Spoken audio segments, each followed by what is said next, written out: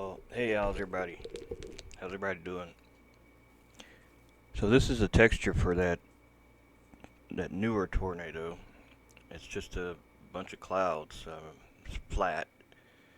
It isn't really 3D or anything like that. So that's the basic texture. And of course, where black is where it's transparent. But I want to make normal mapping for that.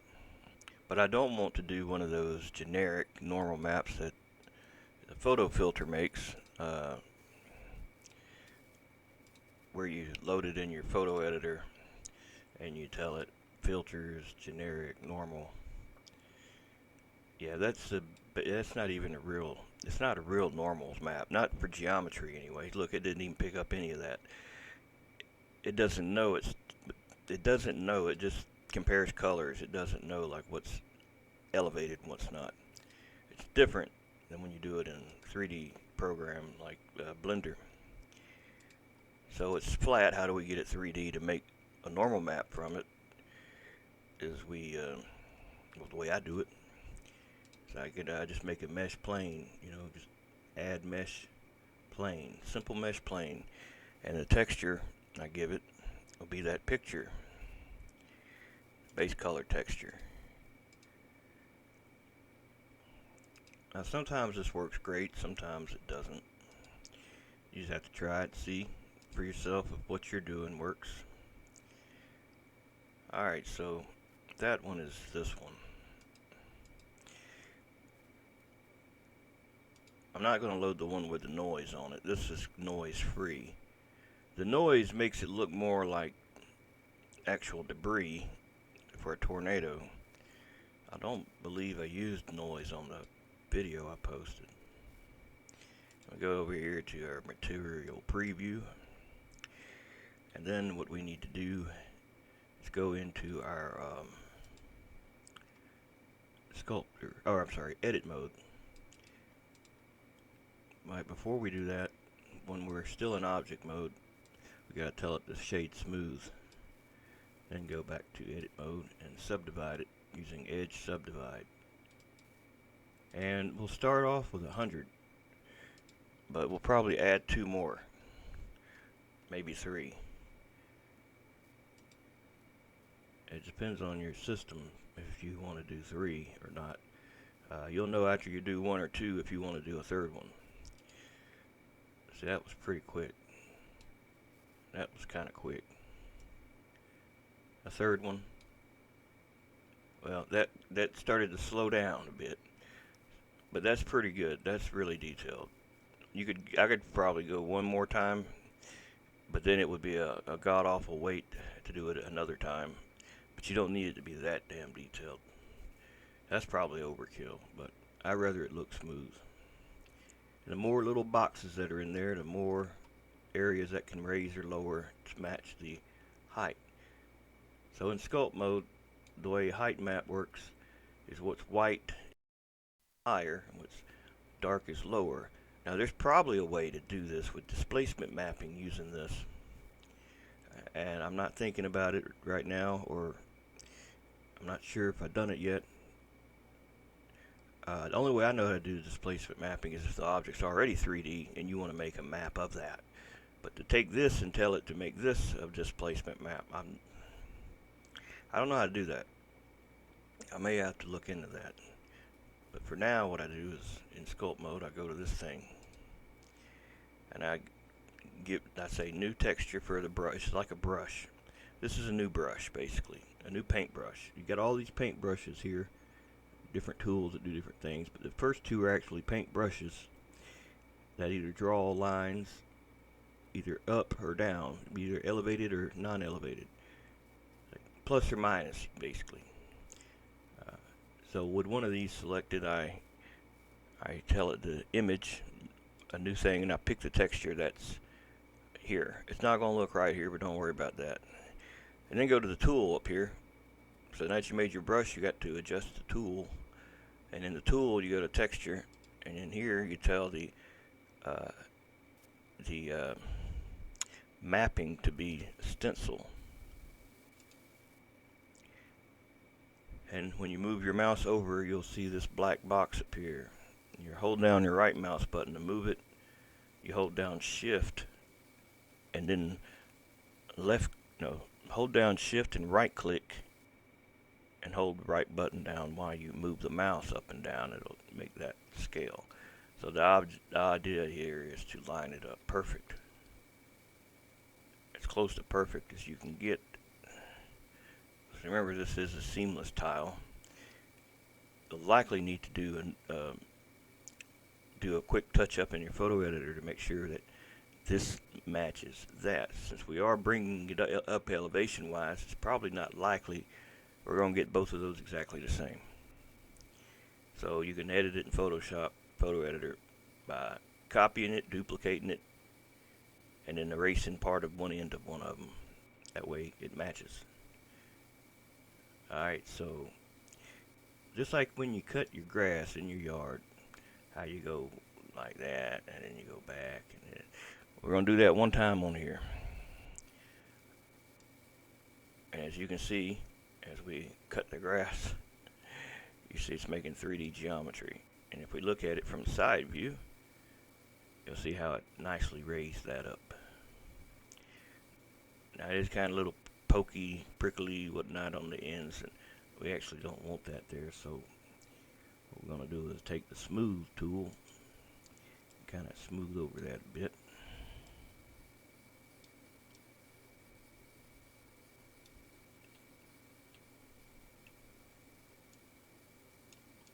That prickly is from where I did a diffusion blend.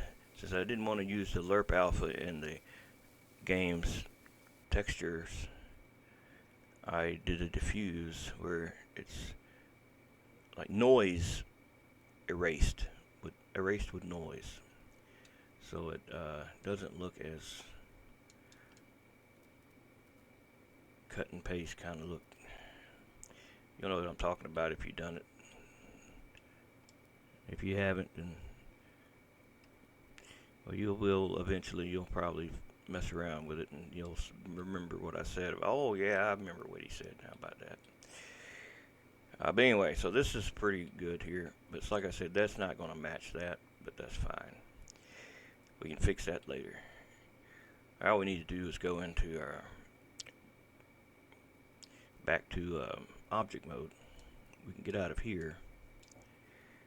Now this is the same mesh plane that you make when you say add mesh plane. I didn't scale it, I didn't do anything, so that when I make another one, if I made another one like I make this one here, it's not any different size than the other. It's just not the same shape.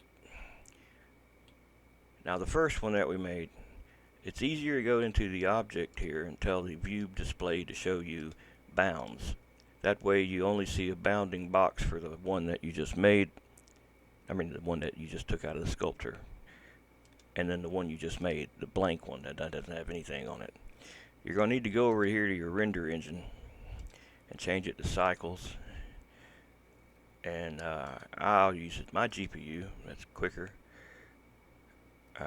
You can go into the editor preferences and you can pick your video card to use 3D Accelerator by going up to system here and then picking the cycles render device.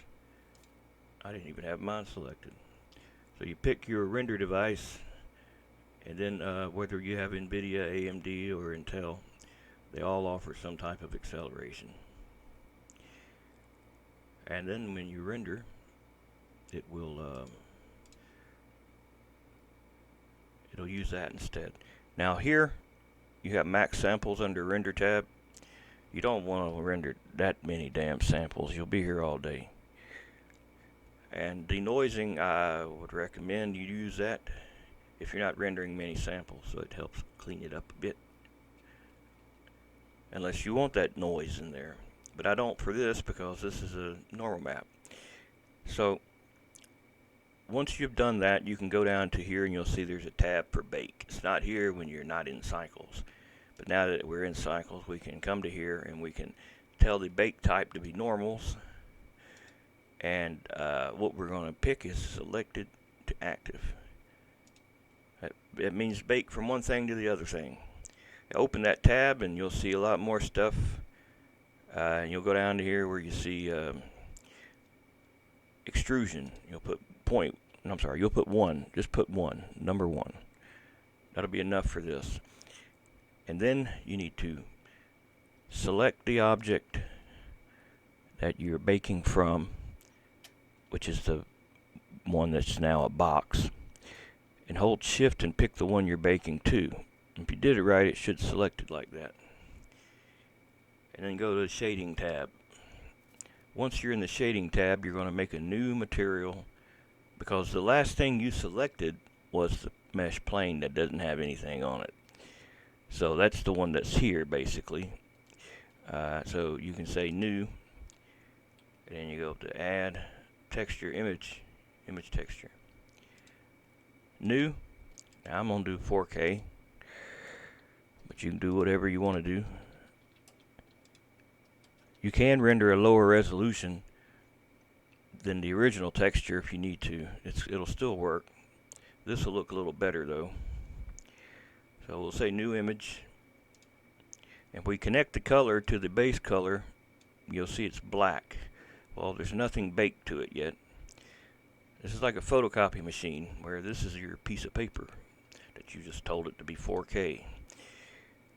Make sure that that's selected, and then you can go back to here to the bake tab.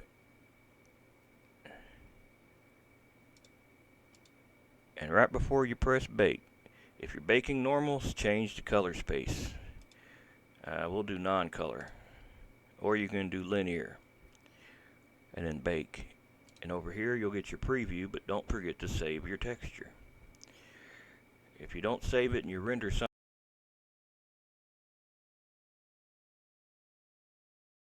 click and grab that and move that up. I hate doing that though, because I always misclick something and end up with more windows that I never know how to close them right. But that's pretty good though. You can get a good idea how your thing's gonna look. If you forgot to shade smooth, well, you're gonna tell it when you get your normal map back. You're gonna see a lot of little squares in it.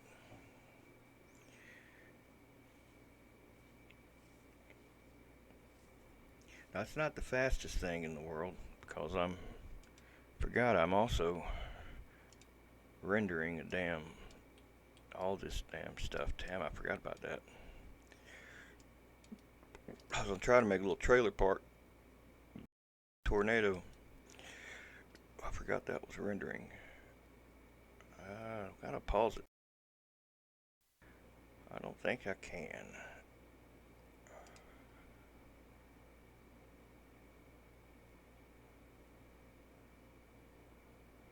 Yeah, I think I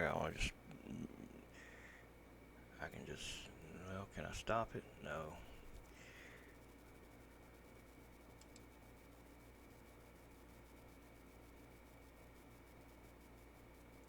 Let me see, maybe it's getting closer. Yes, it's rendering, it's just taking a bit. There it goes. So this is normal mapping. And what we do is save that now. Image save as, and whatever folder that you're putting your tornado in, your mod, whatever, you will put this in there, because it's the goes with it. What I'll do is pick the texture that it goes with and put a little underscore and put it in for normal mapping. Now the way I know what it is. Take off that compression. You don't need an alpha channel, just do RGB 8-bit. Save image.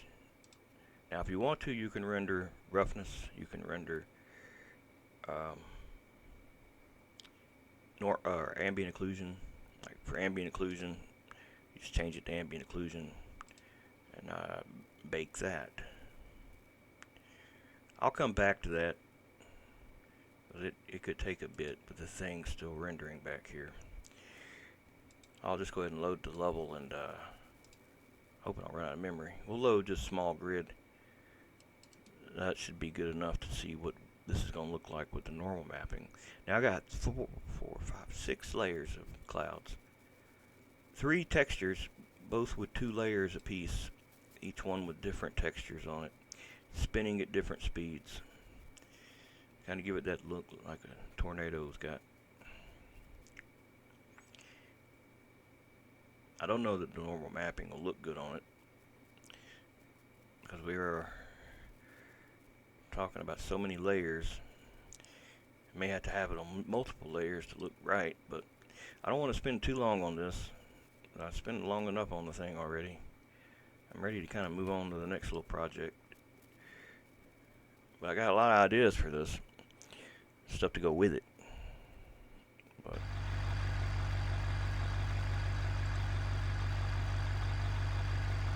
I forgot I got a tutorial to do on that too. I was going to do it and I didn't get to it yet.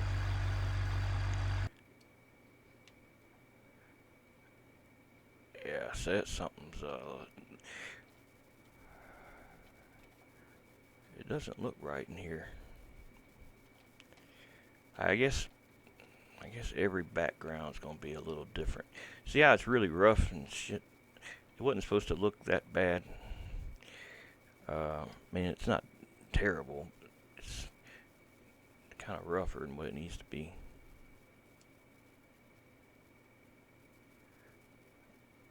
And it also eliminated a lot of that shadow stuff. So let's put the normal mapping on it. Find the one that's got that, there it is, blue wall 100. Hopefully this will be one that you can see.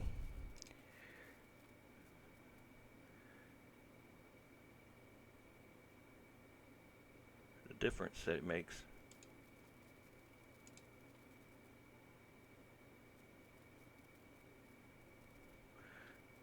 I'm going to duplicate it. I'm going to put it also in the detailed normal map, but change that scale to 1 to 1. And see how it looks with that one also. Yeah, I'm starting to see it now. Yeah, let me increase the amount.